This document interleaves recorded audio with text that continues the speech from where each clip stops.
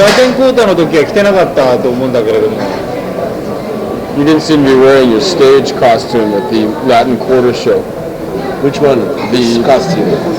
黄色いやつ。The yellow one. I got many costumes. Was it really? Yeah, I got loads of costumes. I only bought half of them here as well. You know, what did I have on that night? That kind of... 何着てたんだっけ？僕が見たコンサートは青年会の1日目は非常に黄色いやつ、真っ黄色の、すごいかっこよかったけど、2日目は青いの。あ、本当。それたくさん持ってきたんだけど、まあイギリスにもっとあるんだけど、その半分ぐらい日本に持ってきたから。結構ステージ衣装なんて凝るんだ。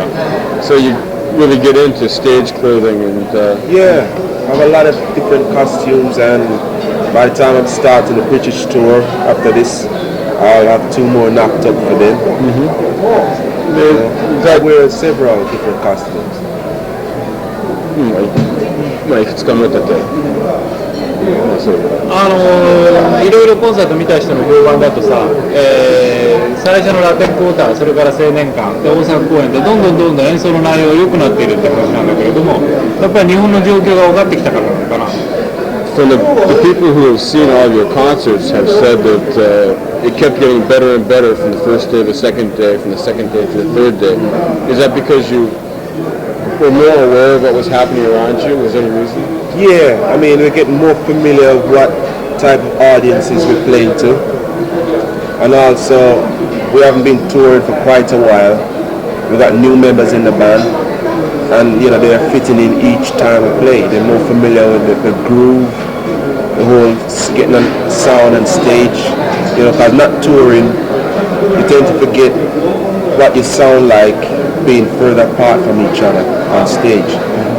You know, like we did 2 nights at a certain place. I can't remember the name of it. What was it?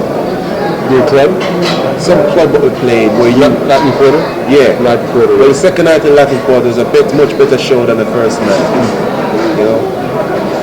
As we go along, we improve on the whole vibes. I mean, last night's show in Osaka, we did a different thing again. We saw what the people wanted even more, so we gave them something a little bit more special. その新しいメンバー入ってることだし、ツアーとの間にね、ある程度その音楽を忘れてしまうから、自分のサウンドがどういうものか。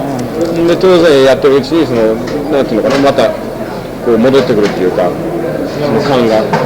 日本のお客さんの印象っていうのはどうなの？予想したものとはかなり違っていたのかな？ The Japanese audience is pretty much what you had expected them to be, or they're a lot different than you had imagined, if you had imagined anything at all. Well, they're about the same. I mean, before I went onto the airplane, I was told that they are very reserved.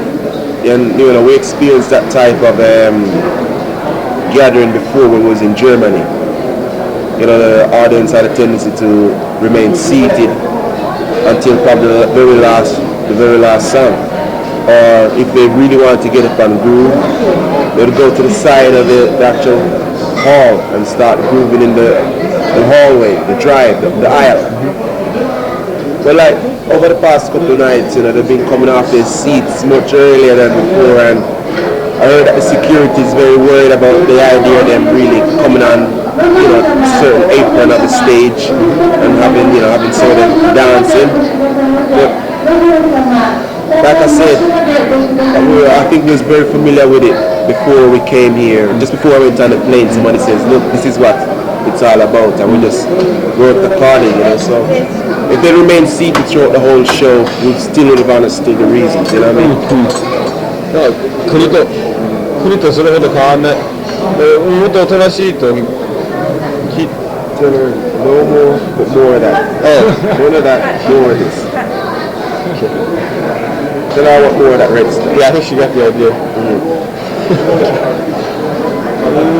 ドイツの方もね、客はかなりおとなしいんだけど、だから別にどうしてもいいんだけど、日本の方はだんだんやっているうちに、その客の方は立つようになってきたし、通路で踊るようになってきたし、だからもう国とそれほど変わらないと。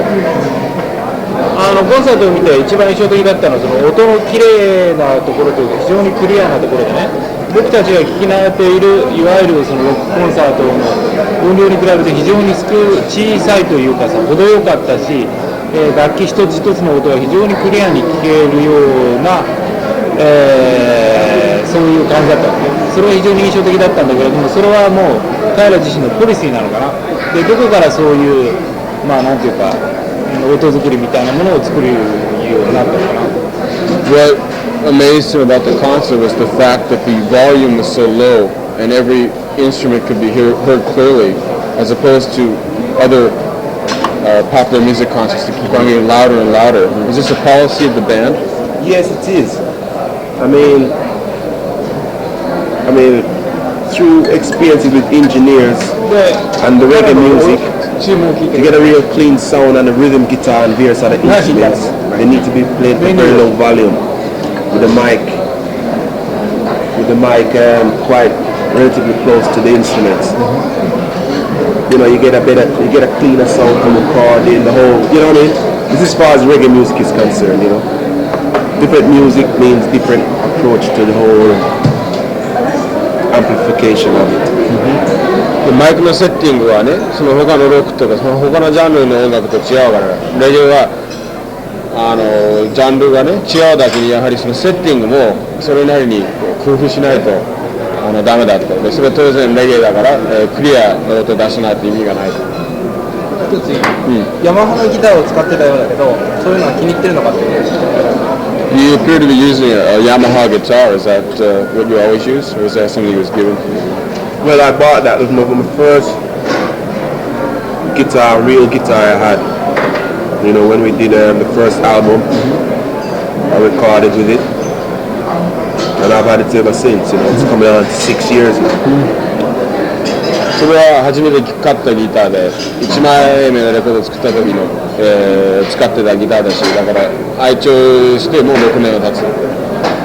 Has a nice balance and a loud sound for me, you know.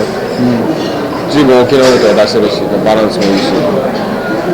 今全体にロックというのはやたらでかい音量でね、ワンワンやる傾向というのはすごく強いんだけれども、ああしたものに対してはやっぱり批判的なのかな。This may overlap with what we were just talking about, but rock seems to be getting louder and louder. Fans keep on wanting to boost the volume up. Are you critical of that, or is you just make your music clear because it's reggae and accept rock the way it is? Well, it's a hard question to really answer. I mean, like I said, it's a matter of having a certain form of discipline and control. And we try to maintain the instruments at the same volume throughout the whole sound. I mean, the only person who probably get a chance to turn up now and then would be the lead guitarist. You know, because you know there's times when you need to get that extra volume to get that sustain on the guitar. But generally, we really play at a low volume. On the other hand, you probably find that other reggae bands have a louder volume on stage. You know, but this particular band, you know, we really like to hear the vocals come over quite clean on the back line.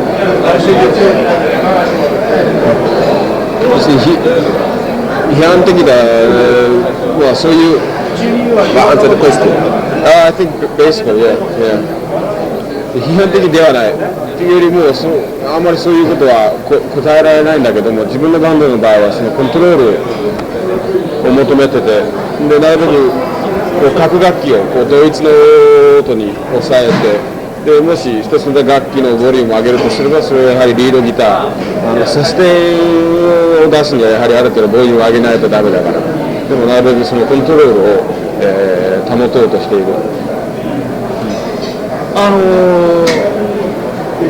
イギリスに住んでいて、でいろいろな音楽に接する機会っていうのはたくさんあったと思うのね。でそうした中でなぜレゲエになったのか、それは自然の成り行きなのか、それとも自分自身がこのジャマイカをルーツとする人間であるからそうなっていったのか、意識的にねロックをやらなければならないとかなんとかじゃなくて、レゲエに行った成り行きみたいなもの。Having been brought up in Britain, you were exposed to a lot of different forms of music.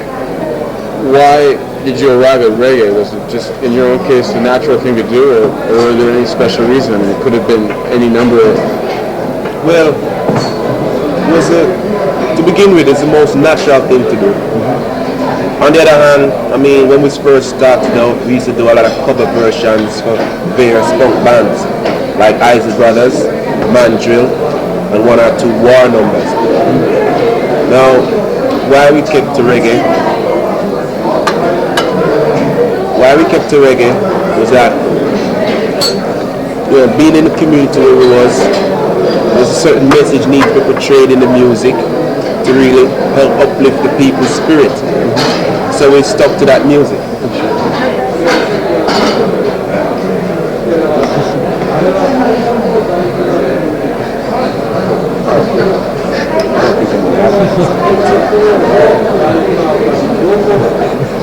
Okay, you had to uplift the spirits of the community. And like we really thought that when we started out, our initial aim was to really put a message through in the music for the community, and that's why we really stuck to that. We thought reggae as a music needed to be more exposed and developed as our other music were established at the time.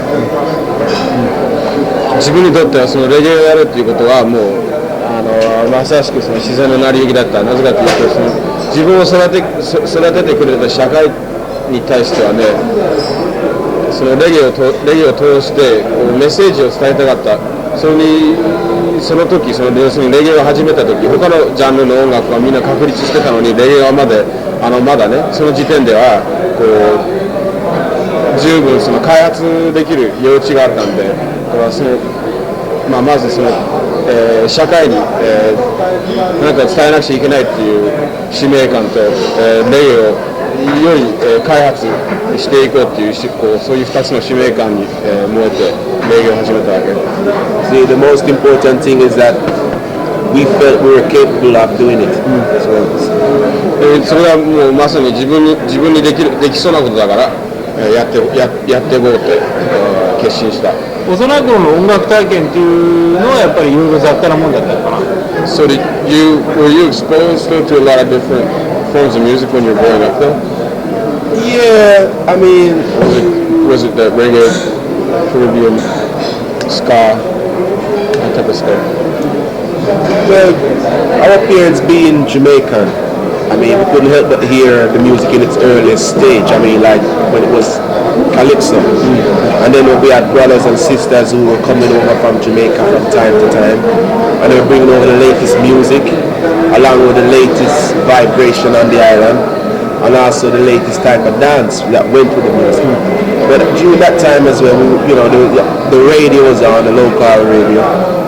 And you've been listening to various other English rock bands and pop music. So we were, quite familiar. I mean, we were listening to bands like Ronettes were on then, Stevie Wonder would be on, and like some Ray Charles and Diana Ross and the Supremes, and you'd have the Beatles and the Rolling Stones, Manfred Mann,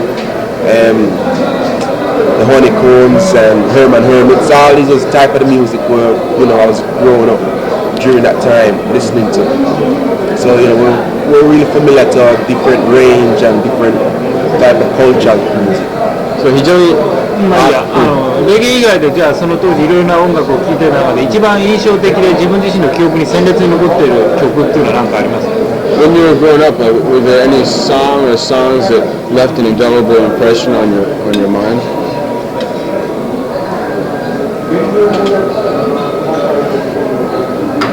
The thing is, I went through certain phases in remembering certain songs.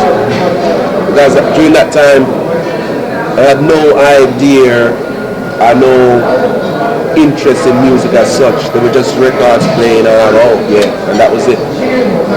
Well, the time where you want me to refer to, I'd say I'll be listening to songs like, there were a lot of songs that left that impression, like certain songs like Sam Cooke songs, which I don't remember the names of them, because I used to listen to him singing all the time on radio, but I did not know it was that person. Until the other day when I listened to some, then they said, wait, I said, but this was all the songs he's been singing were the songs I used to listen to when I was a kid. So I didn't realize that Sam Cooke had any association with the music I was listening to at the time. And I mean, obviously, Beatles was the biggest thing then, so I remember a lot of the Beatles songs. You know, plus there was a lot of ska beat music. You know, from Prince Buster and Derek Morgan, and of course early Bob Marley music as well. When did you start first becoming conscious of it though? And when you started thinking of music as something special to you? Well, I started thinking of music something special to me when I was about, I say as late as 18, 19 years old. And how old are you now? I'm 27 now. You see? There was Jackson 5 as well when they first came on the scene. You know, we was taking a good listening on their music and, you know, them performing, you know, the dance moves and things. But like I said, when I really decided to take up the instrument and learn to play, that's when I decided to have music as the foremost interest.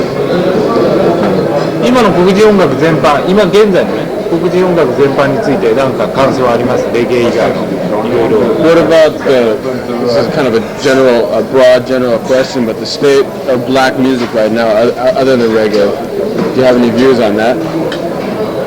Well,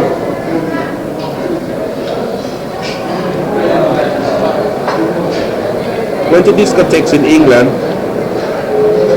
there'll be a lot of funk music played there.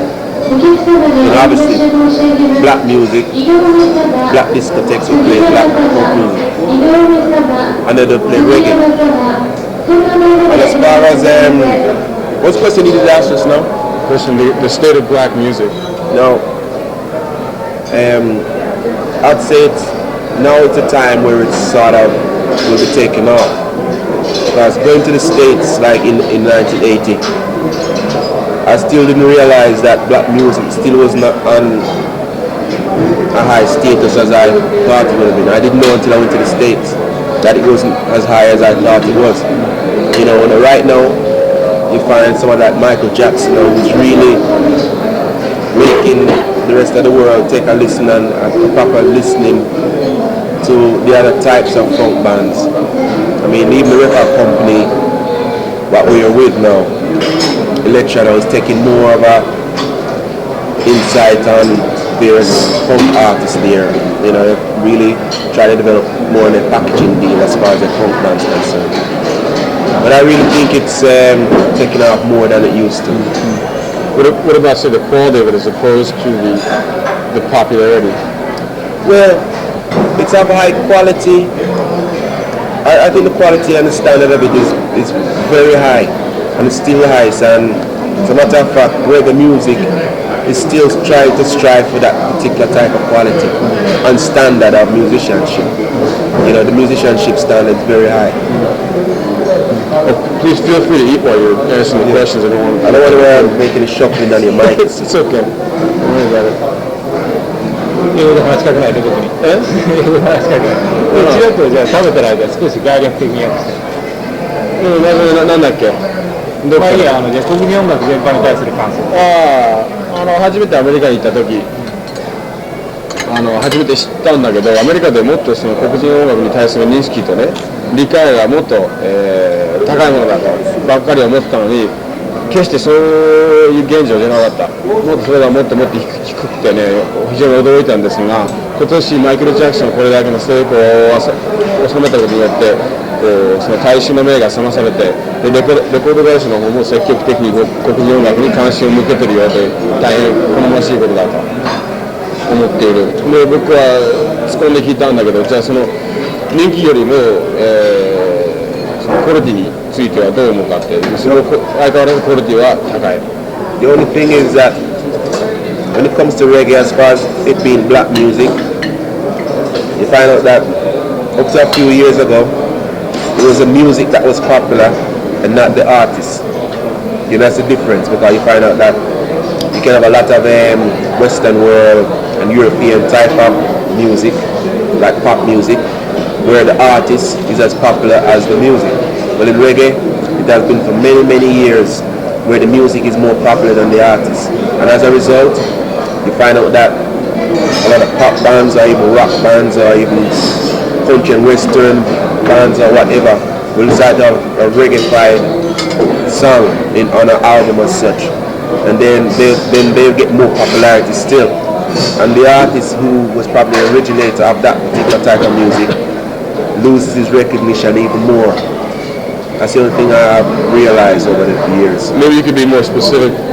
Like say who would lose their recognition. For example, when Marley did a song called I Shot the Sheriff. I mean, that was a very good song in its own rights. And you find out that someone like Eric Clapton decided to take it over, being a rock artist, and that song went straight to number one. And you know, Marley's version was very well executed, the tuning of it, the whole vibe, the whole idea of it being a song, everything. It had every quality to be a hit record throughout the whole world. And it was until Eric Clapton did it, it became number one. It's like John Holt again. He did a song called The Tide Is High. Is that the right name, right? And somebody like Blondie went and did it, and she got the prestige for that song. Although John Holt was the original writer of it, and I could really give you a list, you know, a recurring list of the whole example of this thing.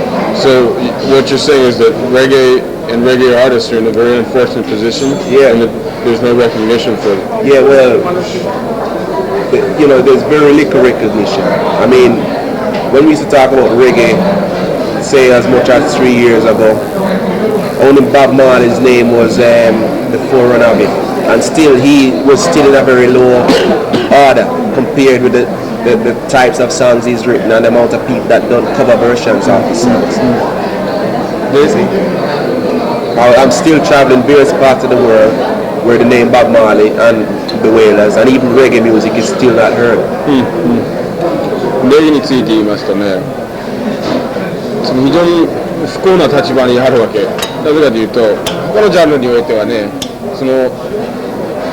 まずジャンルそのものに人気があって、でそのジャンルの代表的なアーティストにそれに匹敵する人気を誇れるわけなんだけども、レゲエの場合はジャンルとしての人気があるのに、そのアーティストにはあまり関心が向けられないっていう、そういう不幸な立場なんだ。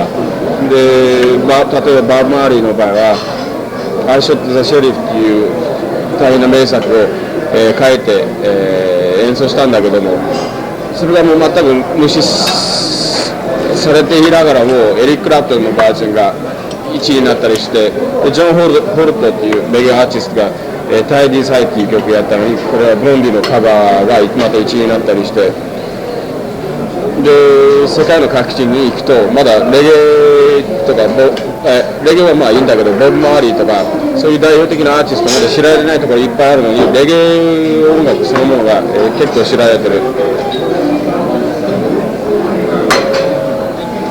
日本でもね、ようやくこれだけのコンサートをやって、スティール・パルス、エディ・グラントは全然売れなかったって言ってる、で来日中止になってしまったのがほぼ同じ時にね、で盛り上がってよかったんだけれども、で向こうでね、その演奏活動のみで、ジュリブに食べていけるのかな、スティール・パルスっていうのは。日本でもレゲエっていうのはなかなかレコードにしろ、コンサートのチケット売るにしろ大変なんだけど。There's the same trouble in Japan in that reggae is not really a type of music that sells very much. In fact, any Grant who was scheduled to tour the same time as you didn't sell any tickets at all.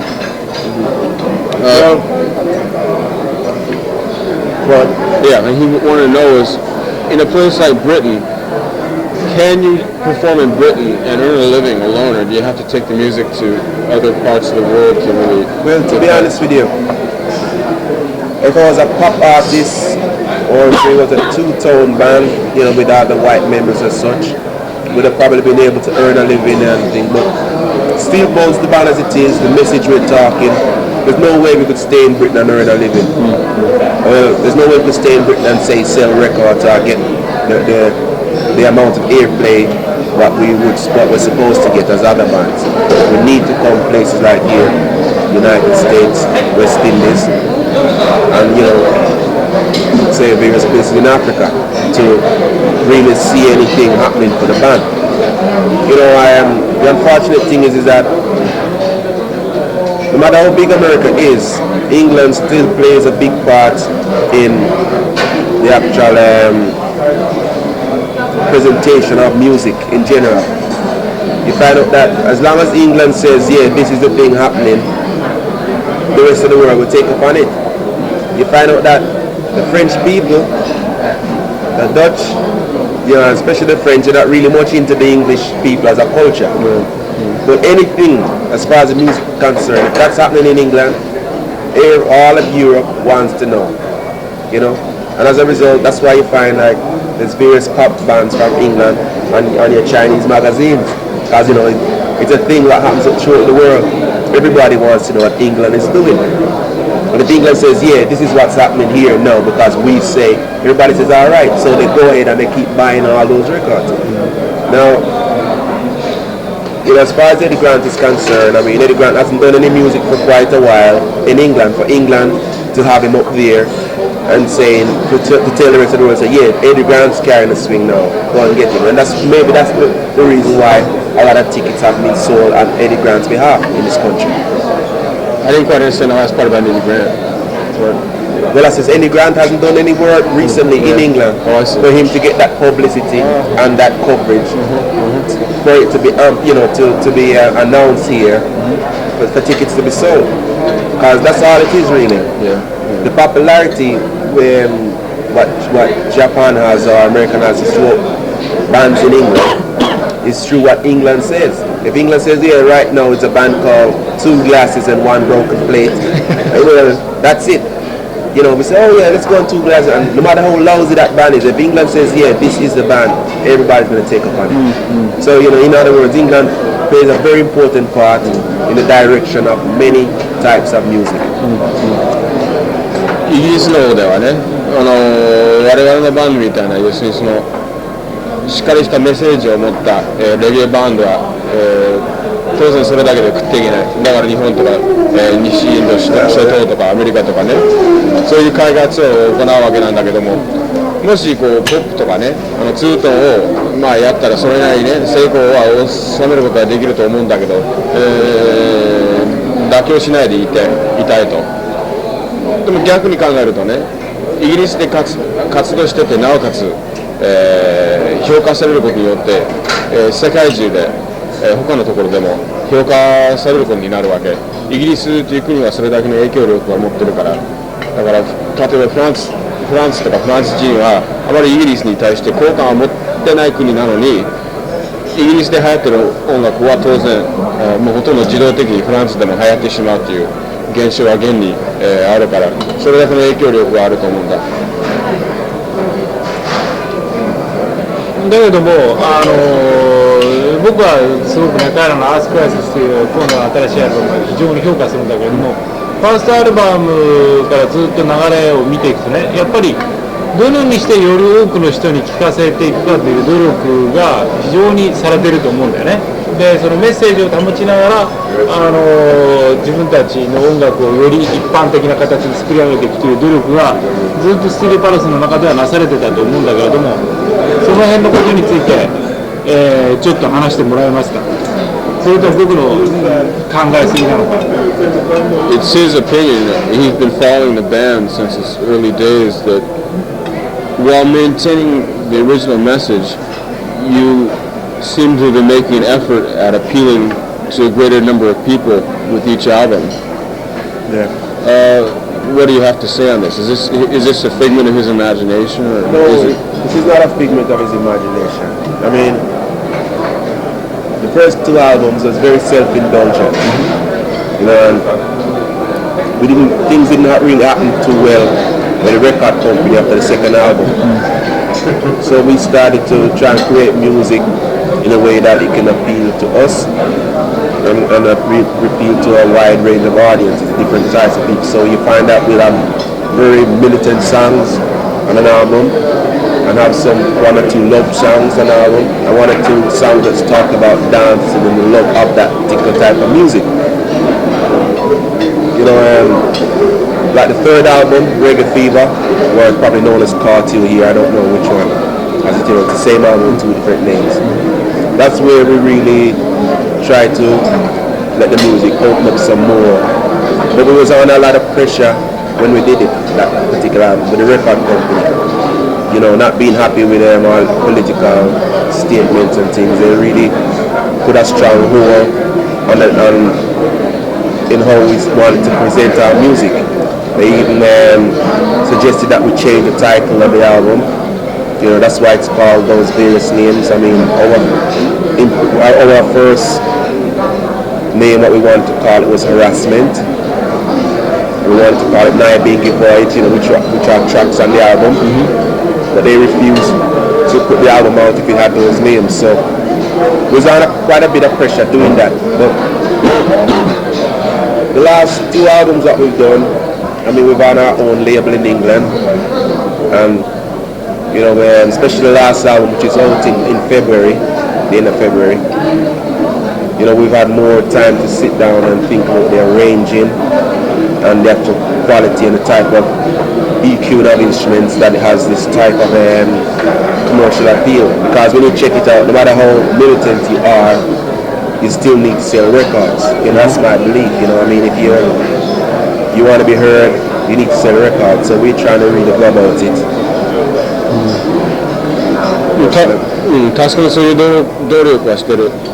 で、1枚目と2枚目のレコードっていうのは非常にラジカルなものだったから、レコード会社にこうプレッシャーかけられてなかなかうまくできなかったわけ。うまくレコードは作れなかったことはない、うまく作れなかったわけでもないけども、でもいろんなこう問題があったんだけど、とにかくこう自分のメッセージを忠実に伝えて、なおかつ自分たちでその音を納得してて、それでかつまたなるべく多くの人にアピールしていこうっていうのはこうバンドのポリシーで、そういうポリシーでずっと今日までやってきた。で3枚目からだったかな、自分たちのレーベルを作ってでやってるから、あれからずっと工夫してきてる。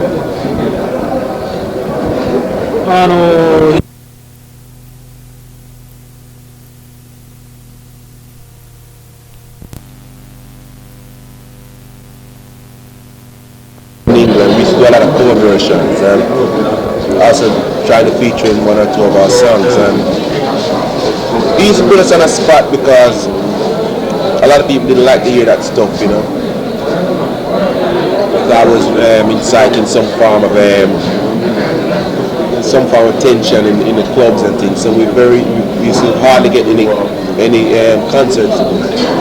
Also doing those type of songs really prevented us from getting quite a bit of airplay. Airplay was non-existent when we started. I mean, the actual track Ku Klux Klan had a lot of was on a lot of backlash and things because of the subject matter. It was once said that they couldn't play it on the radio because they didn't ban it, but it just didn't get played. Because in England, when you ban records, they start selling millions. So they didn't ban it, they just didn't play it. They reckon that it was like inciting trouble because there was a political party known as the National Front, and it was like a tongue-in-cheek statement about them, that kind of thing, you know what I mean? So those really are the only things that falter. I mean, there was once we went to the United States and we did a Ku Klux Klan number. Some guy jumped onto the stage and attacked the percussionist. Attack what? Attacked the percussionist. You see, we don't know what the motive was, because we also played in Wales before as well. Where when we did that particular number, the Welsh people were very upset because they said they don't have anything to do with the Ku Klux Klan or their motives or anything what Britain has to offer, and really they were upset that we should play a type of song like that to them, being the good natured people there was. Yeah. You see, so not that they didn't like the idea of us doing a song like that, but just the whole idea of doing a song that didn't refer to them as a people. You know, they just didn't want anything to do with it. You know, we were disgusted with it, the whole idea of it, not the song, but the whole idea of that subject matter in the first place. So, you know, apart from that, things have been pretty steadfast and firm. You know. Can you remember what I said? Pardon? Can you remember what I said? Yeah. これって言ったら危険な目にあったことはないんだけど、まあクークラックスクラウンアメリカでやったらね、こう一回パカッションの担当の人がなんかステージで襲われたらしいんだけども、その事件以外ではあんまりなかったんだけど、ウェールズの方でね、ツアーやったんだけど、なぜかそのウェールズ人に非常に品識を買ってしまった。クークラックスクラウンっていう曲をやったことによって、なぜかというと、僕はなんでそのクークラックスクラウンなんてやらなくちゃいけないの、俺たちと何の関係もないじゃないかって、沖縄世話だっつっていうような反応を引き起こしてしまったらしいんだけども、まあ危険な目に別にあったことはないんだけど。One time, the guy who went on stage could have been a drunk. Pardon? The guy who went on stage could have been a drunk. You know what I told about what happened in the States? Yeah, right. That's when we first went to the States. Like I said, you know, it was never anything that was stopping and saying, well, wow, what we're going to do. You know, we're just probably a joke or something. Oh, you know what I mean? Yeah. It wasn't anything much, really. I think the only thing that's jeopardized is our airplay. Oh, I see, yeah. で、まあ、そのアメリカでそのパーカッションの人が襲われた時、まあそれはおそらく酔っ払った客だったと思うけども、おそらくその曲のメッセージと何の関係もないと思うんだけど、あとはそのはっきりした、ラジカルなメッセージを持った、音楽だから、結構そのエアプレイっていうのはなかなかないっていうか、曲はなかなかかからない。例えば放送禁止にされるとね、逆にそれが効果があるわけ。それだけの、まあ、問題になると人が逆にレコードを買ってしまうんだけど、なかなかそうしてもそういうことをしてもらえない。ただもうかけないだけで、終わってしまう。無視されるだけ。電話インタビューした時にね、音楽が世界を変えることができるというね、非常に力強い言葉を、彼は吐いてくれて、私はえらく感動して、本当にその通りだと思うんだけれども、そういうような確信というのは、彼自身どのようなところから得たのか。In the telephone interview I did with you, claim that music can indeed have an effect on what happens in the world. And you said that was something that impressed him. That was a comment that he... What was this?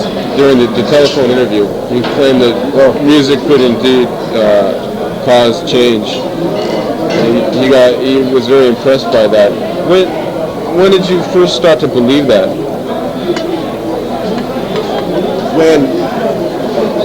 I think when we first recorded the song Ku Klux Klan,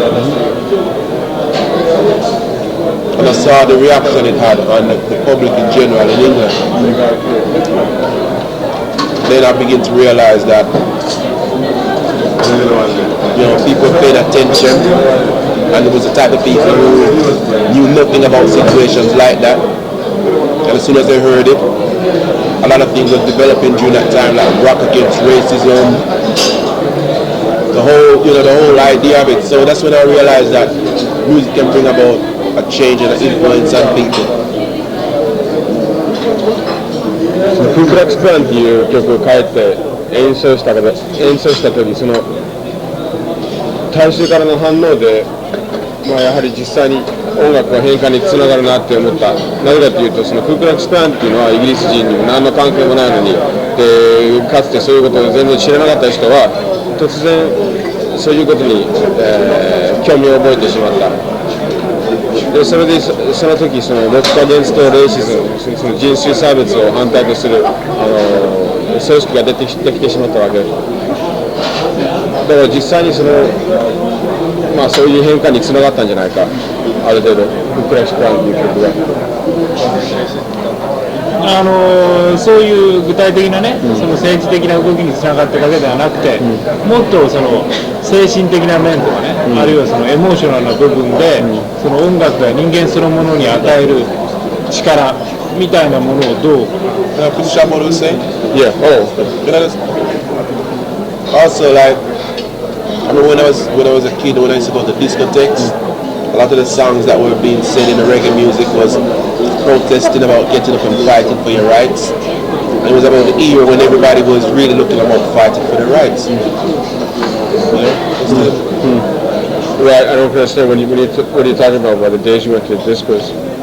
When I went to the days when I went to discos, the type of songs that were playing as well was the songs that were really giving protest statements, like getting up and fighting for your rights. And it was these type of times when I realized that music had an influence on people because people were actually doing something about the situation that they were in at the time.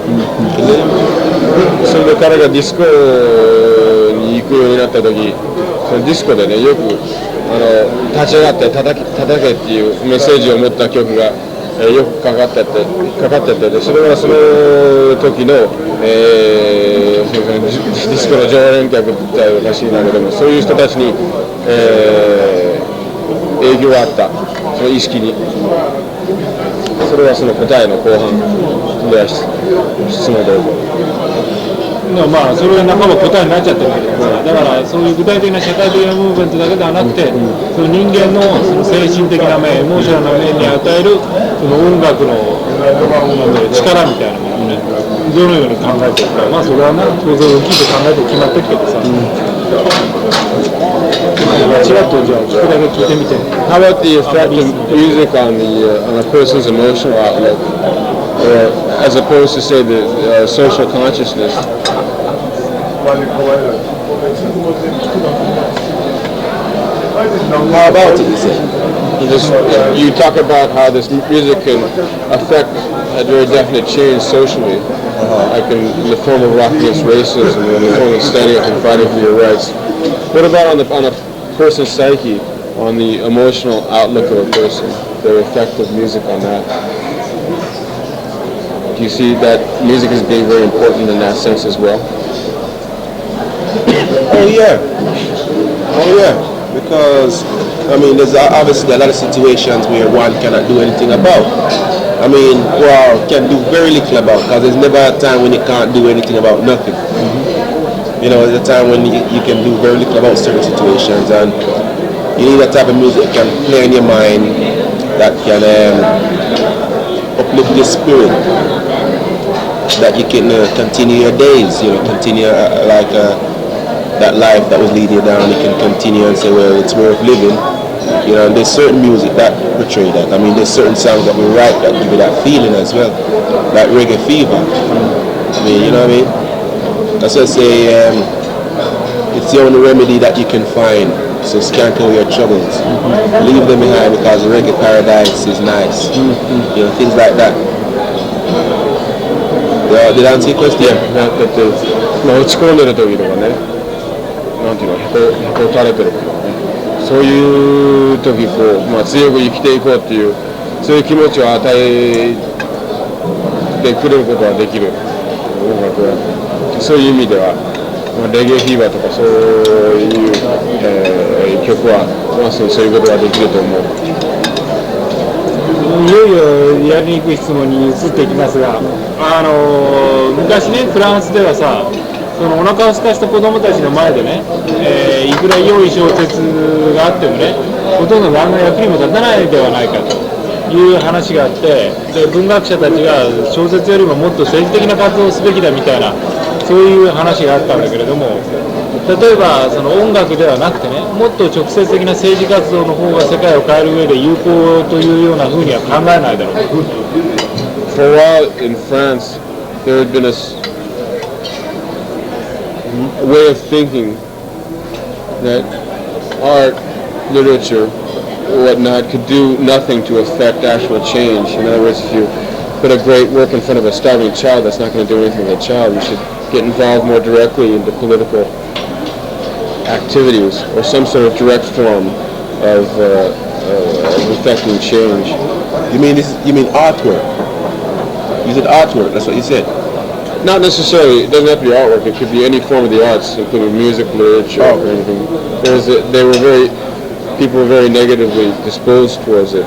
because they felt it could do nothing directly, and it would be more worthwhile to actually exercise your power, your creativity in the form of actual political activities. Well, I don't know. I don't quite agree on that, because like something always triggers off some response into something. In other words, like if there's a certain movement in the music happening, like take for example like Rastafari now. In the reggae music it portrays a lot of Rastafarianism, right? And I mean there's a lot of people who are now dealing with Rastafari. And out of that mass of people, there's going to be somebody who's going to say, alright, I'm going to take it a step further. Because everybody can't all go into the political issues of things, and not everybody can be leaders. You know, you got to have your leader and your followers, you know what I mean? And I've noticed that all the time in a certain type of music or a certain type of wave of music, there's always somebody, especially in the type of music we're doing, there's always somebody who tries to take the issue further on another level. You know what I mean? Yeah, so I don't really agree with them saying one should just, you know, the music can't help you. Like, you know, I've seen it work. Yeah. 音楽の中でね、こうたとえ一つのことを問題とする。でそれはそれでよくて、で次に誰かがその同じ問題をもう一歩先へ持っていくと、だんだんとそういうプロセスが続いていくから、そういう意味で音楽は非常に有効だと思う。だんだんその上のレベルに持っていかれてしまうから、そういう意味では有効だと思ってるわけ。For example, when the punk rock era came in, I mean this is the British New Wave type of music, and they had a tendency to have reggae bands or any form of black band supporting them.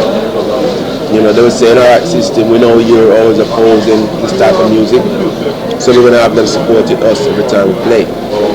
And it was just during the time where really racial harmony was absolutely non-existent.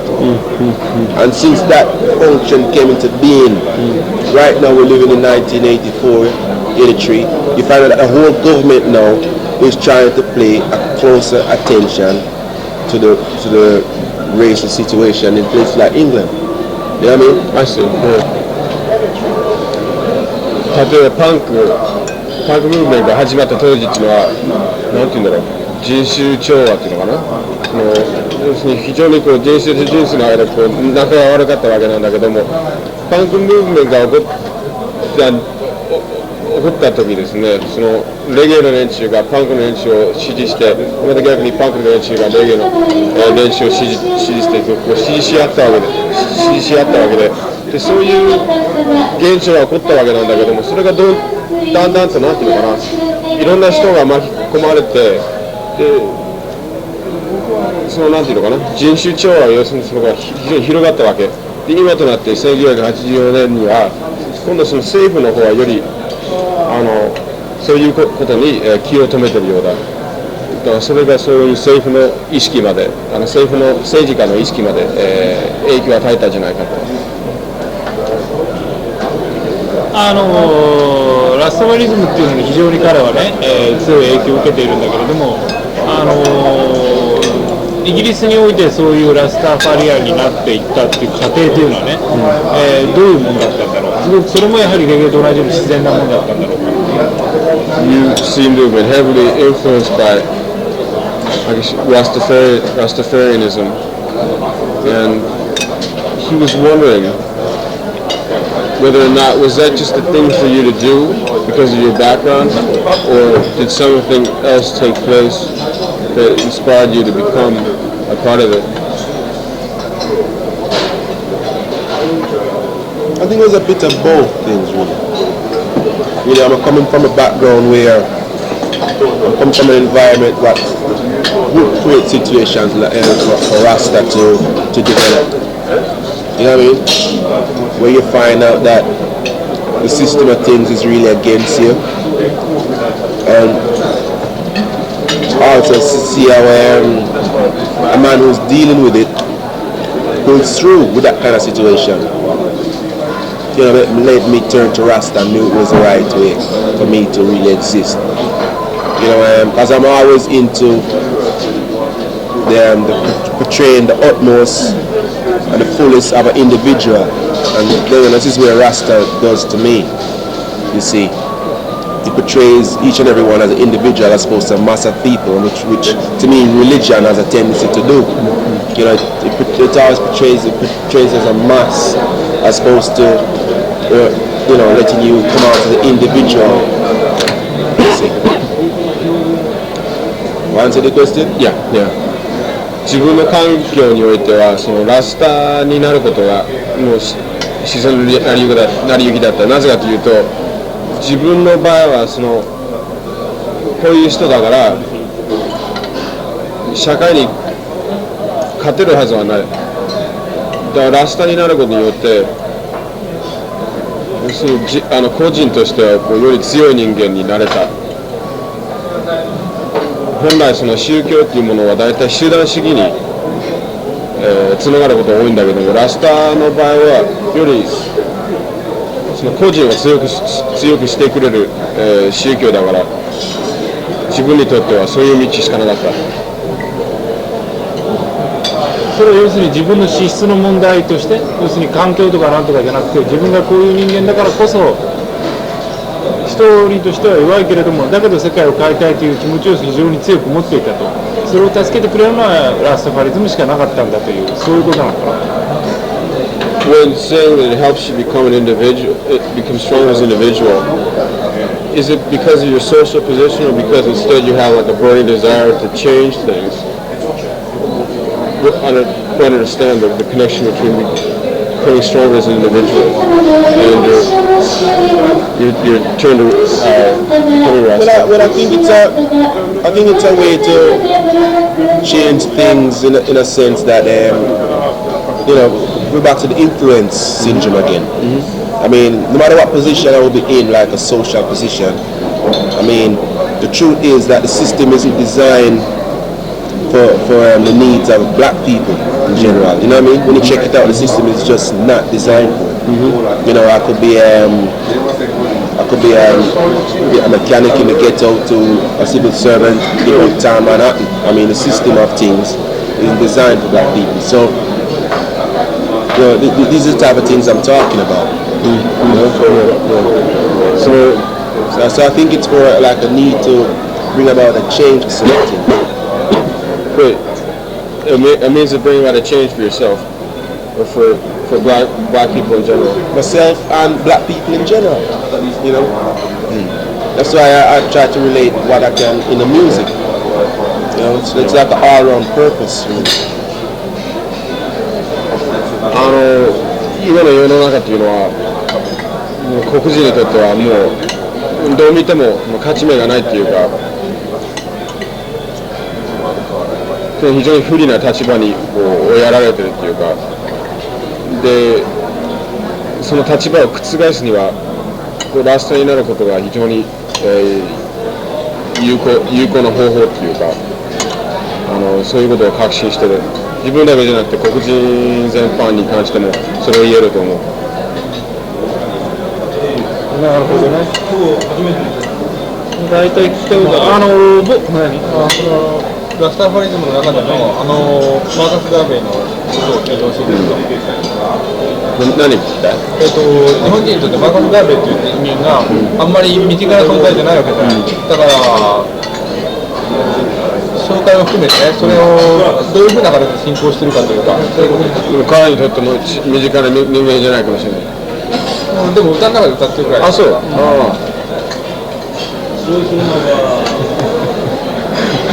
You speak English? Huh? Does that answer your question? People wanted to ask you about Marcus Garvey, who apparently you sang about in one of your songs. He's not a person the Japanese know very much about. And he just wants to know what Marcus Garvey meant to you. And also, if you can include a bit of background on him for the Japanese people. Marcus Garvey means. Is it Marcus Garvey? Marcus Garvey. Garvey, yeah. Garvey, yeah. Garvey. It means.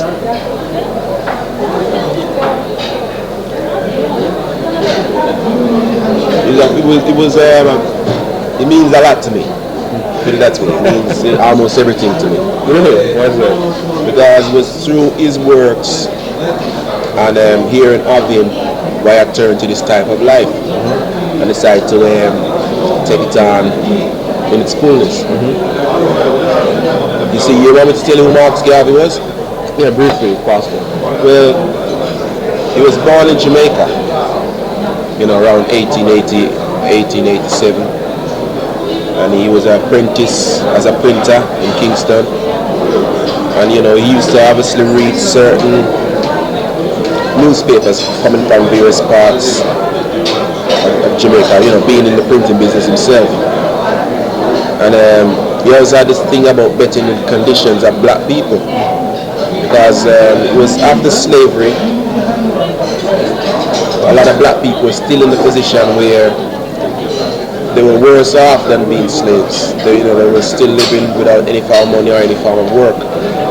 Marcus Garvey decided to do various traveling around the West Indies and realized that the conditions were exactly the same in every island he went to. So he developed his teaching about the way of Africa and decided to go to the place where he thought he would be heard the most. So he went to the United States where, black people were still having a hard time with, like the Ku Klux Klan was in its full swing then. And, a lot of laws are passed still where black people weren't allowed to do certain things. So he thought it was the ideal environment for him to announce to them that they should all go back to Africa and build that country up for a change. So this is how Marcus Garvey came into being. He's really his purpose for us was to tell us to return to Africa and also look towards African things. Look towards respecting your own type of people. Look towards having authority. Look towards having a better living where you can mostly be accepted and respected as a people. That's what that's what it was all about, Marcus Garvey, really. And knowing of the African culture and knowing that it's not a degrading form of culture and at the top of the most important thing, knowing that you are a very important person in life. That's who he was. And all this took place in the 1920s. Went on to late 1930s. He died in England. They said he was buried in Hyde Park in 1940. You can tell him that. Okay. Anything you're not sure on, then we can repeat again. Okay.そういう人物が存在したからこそ、僕はこういう、生き方と、生き方をしてるわけだ。そのマーカス・ギャービーっていう人はですね、1880何年にですね、ジャマイカに生まれて、で印刷の見習いをしてたんだけども、いろんな新聞とかね、よく読んだ人で、もっともっとこういろんなところを見ようっていう気になったわけなんだけども、西インド諸島もあって、でどこの島に行くとその黒人の生活っていうのはね、もうどれだけ低いものだ、そのレベルがどれだけ低いものを。He also had a shipping company to start the migration of black people to return to Africa, and the shipping company was called the Black Star Liner. But that failed. He was brought up for fraud charges, and he had to serve 2 years imprisonment. The American government had him in jail for 2 years. This was around 1925, and he was released around 27, and he was deported back to Jamaica. He didn't commit no crime, he just it was something just to get him out of the way. You know what I mean? それが結局捕まってしまった if we could state that, because right now you see Marcus Garvey is seen as an innovator for the Rastafari movement. 結局詐欺犯っていうのかな、詐欺犯で捕まってしまったんだけど、別に詐欺師でも何でもなかった。で、そのラスタファリの、ムーブメントにおいては彼はもう元祖みたいなものだ。要するにみんなアフリカから来てるから、そのアフリカの文化を、なんていうのかな、決して侮辱されては、たまったもんじゃないぞっていうメッセージを持った人。全然話はまた飛ぶんだけれども、確かに今黒人というのはね、ブラックピープルというのは社会的に非常に困難な場所にいると思うんだけれども、僕なんかはね、常にその黒人の人たちを尊敬するというのは、彼らの持っているその音楽的才能というか音楽的資質というかね、これはもう神が与えた一種の差別ではないだろうかと思うぐらいのその音楽的資質をね、もう明らかに他の人種とは違うものとして持ってるような気がするわけ。それはその僕らの側から見るとそうなんだけども、彼らね、もうまさにその黒人の中でも特筆した音楽性を持った彼自身から見てね、その黒人であることの音楽性みたいなものをね、どういうふうに考えてるのか、ちょっとまたこれも訳してもいいんで、ちょっとやってみたい。He gets the feeling that the gods that discriminated because blacks. The subject's a bit different, I should say. He said blacks seem to have been given a greater talent for music in his estimation. There seems to be a much greater sensitivity and talent among blacks in regard to music. Do you feel the same in your own case, or do you feel that the blacks have been are in that sort of position?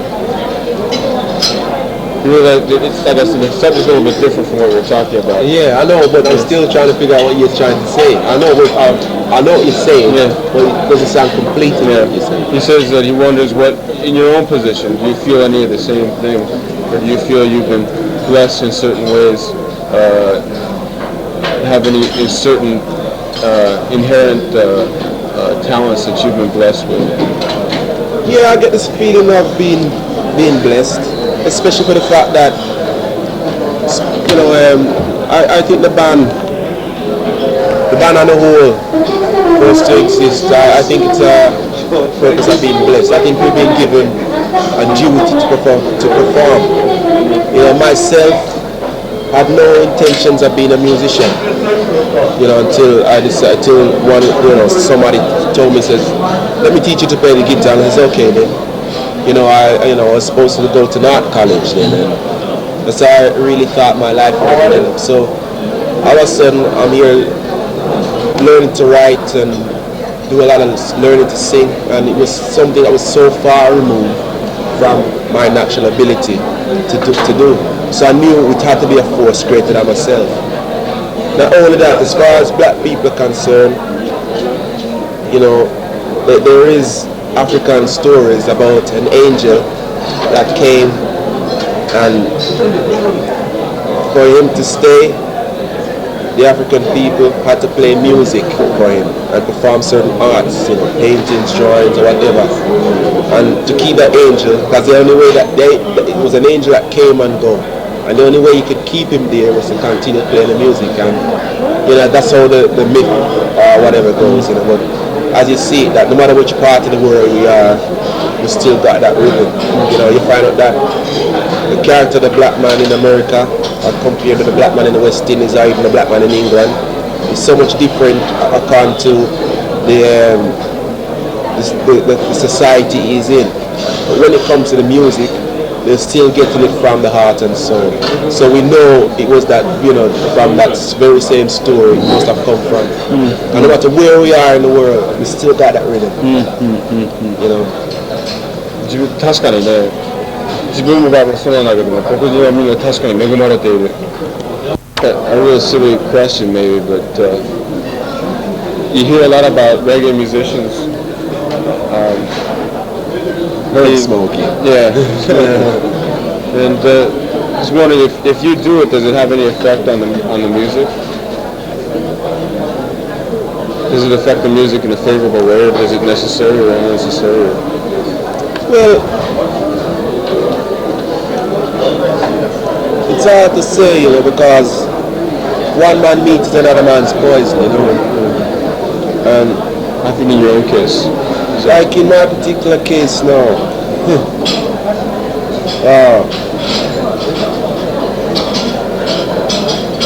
I don't think it when it comes to like, it's like me, you're trying to put like